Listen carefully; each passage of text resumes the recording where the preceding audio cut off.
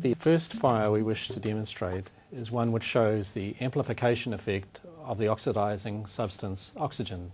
Here's a fire of a standard theatre cloth drape with the additional effect of 3 to 4 litres of oxygen coming through some standard oxygen tubing being directed by me towards the base of the fire. And as you can see, it greatly accelerates the fire both in strength and speed. The next thing we wish to demonstrate is the effect of the alcohol preparation fluid with external fires. We're going to show this effect in normal light conditions, in somewhat darkened conditions, the effect of operating room lights, and when it pools under a patient.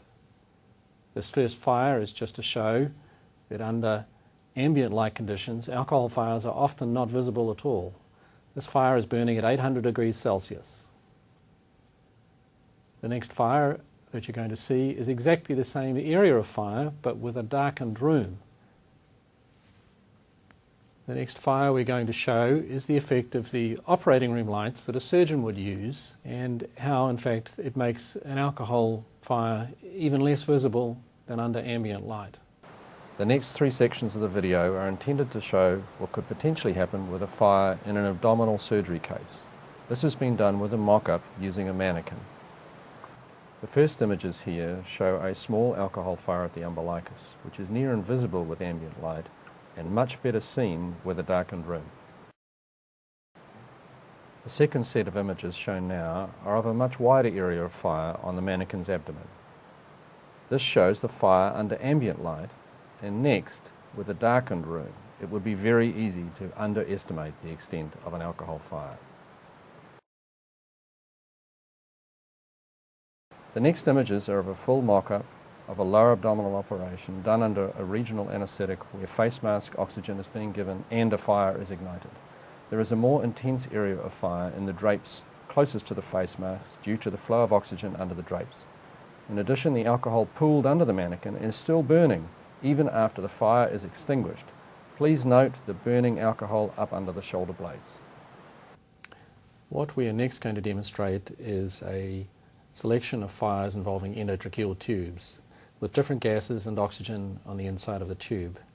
We're trying to mimic the situation with a laser ignition of an endotracheal tube fire. A laser perforates an endotracheal tube and then ignites the material from the endotracheal tube with the oxidizing substance. We've cut a hole already in this endotracheal tube, and I'm trying to ignite it when it only has air on the inside, and as you can see, it is in fact impossible to ignite. The next video that you're going to see is this exact same tube, but with 100% oxygen on the inside, and it's dramatically different. You're going to see the fire progressing back up the tube and also out the other end, and a tremendous amount of debris going out the distal end. The next 4 fires are all in fact 100% oxygen fires inside endotracheal tubes. They all show the same 4 things. First of all, the ignition, the spread which goes both up and down the tube, the debris out of the other end, and the very helpful effect of disconnection at stopping the fire. This particular tube fire here is going to show the effect of disconnection better than the other videos. And this last one is intended to reinforce how much debris goes out the other end of the tube, and it would go down into the patient's lungs if this was a clinical situation.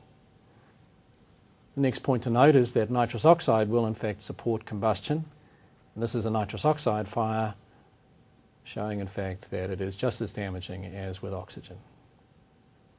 The last item we wish to demonstrate is the effect of oxygen again. One of my staff is inhaling 100% oxygen here, and then he's going to exhale through a lit cigarette, and the amplification of the fire on the end of the cigarette is very obvious with the added oxygen.